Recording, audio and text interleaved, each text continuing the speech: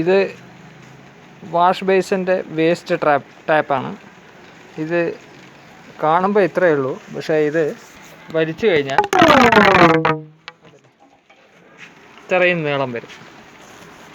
നമ്മുടെ വാഷ് ബേസിൻ്റെയൊക്കെ ഉപയോഗിക്കുന്ന വേസ്റ്റ് ടാപ്പാണിത്.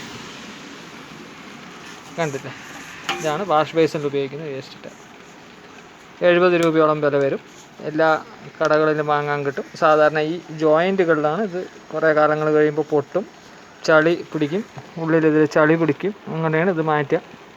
ചൂടുവെള്ളമൊക്കെ ഒഴിക്കുമ്പോഴാണ് കൂടുതലായിട്ട് ഈ പ്ലാസ്റ്റിക് പൈപ്പ് കംപ്ലൈൻറ്റ് വരിക, ഫ്ലെക്സിബിൾ പൈപ്പ് കംപ്ലൈൻറ്റ് വരിക.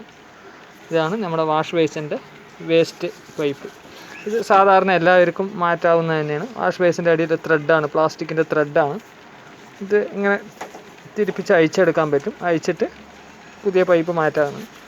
ഇതിനെ പറയുന്നത് വാഷ് ബേസിൻ വേസ്റ്റ് പൈപ്പ് എന്നാണ് ഇതിനെ പറയുക. ഇതെല്ലാ ഹാർഡ്വെയർ കടകളിലും വാങ്ങാൻ കിട്ടുന്നതാണ്. ഹാർഡ്വെയർ പ്ലംബിങ് കടകളിൽ വാങ്ങാൻ കിട്ടുന്നൊരു